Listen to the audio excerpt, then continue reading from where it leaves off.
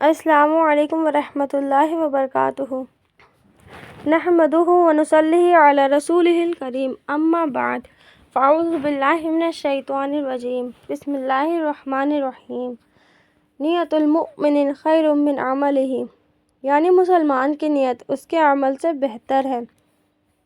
اعوذ باللہ من الشیطان الرجیم، رب اشرح لی صدری ویسر لی امری واحلل عقدۃ من لسانی یفقہوا قولی۔ گائز، ہم آپ کو اپنے اس ویڈیو میں اعتکاف کی فضیلت کے بارے میں بتائیں گے۔ رمضان المبارک کے آخری عشرے یعنی 20 سے 30 رمضان میں اعتکاف بیٹھنا عظیم سنت موقدہ علی الکافیہ ہے۔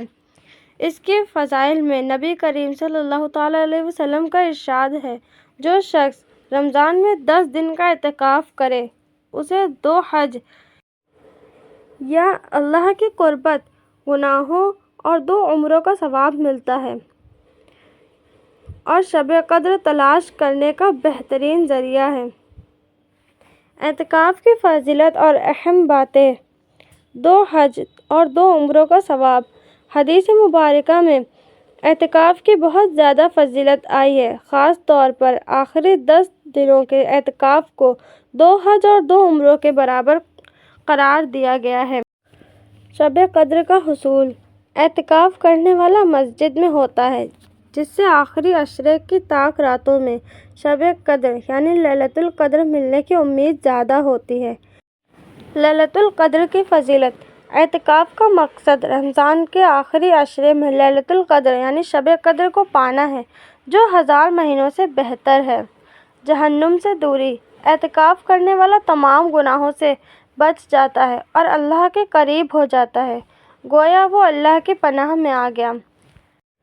گناہوں سے پاکیزگی: اعتکاف کرنے والا گناہوں سے ایسے پاک ہو جاتا ہے جیسے وہ گناہوں سے بچ رہا ہو، اور ایسے نیکیاں ملتی رہتی ہیں۔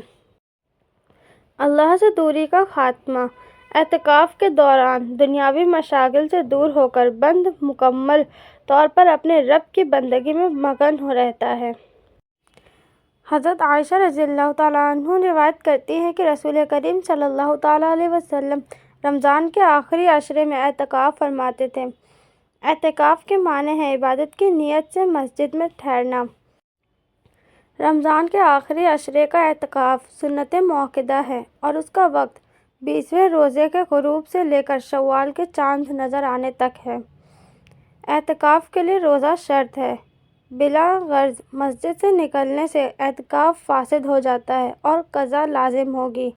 معتکف یعنی جو اعتکاف میں بیٹھے ہوں۔ معتکف مسجد میں ہی کھائیں پیئیں سوئیں۔ اگر ان کاموں کے لیے مسجد سے باہر گئے تو اعتکاف فاسد ہو جائے گا۔ گرمی یا پسینے کی بدبو کے باوجود غسل کرنے نہیں جا سکتے، یعنی اعتکاف میں بیٹھنے کے بعد بنا وقت پورا ہوئے باہر نہیں جا سکتے ہیں۔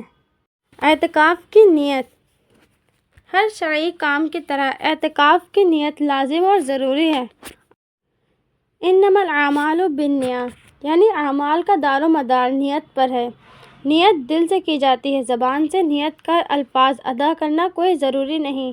جو شخص یہ نہیں جانتا کہ وہ کتنے دن کا اعتکاف کر سکے گا، اسے چاہیے کہ وہ پورے 10 دن کے اعتکاف کی نیت کے بجائے مشروط نیت کر لے، یعنی دل ہی دل میں اللہ سے یہ عہد کر لے کہ حالات اگر اجازت دیں تو پورے 10 دن کا اعتکاف کروں گا، ورنہ ہنگامی ضرورت کے تحت 10 دن سے پہلے ہی ختم کر لوں گا۔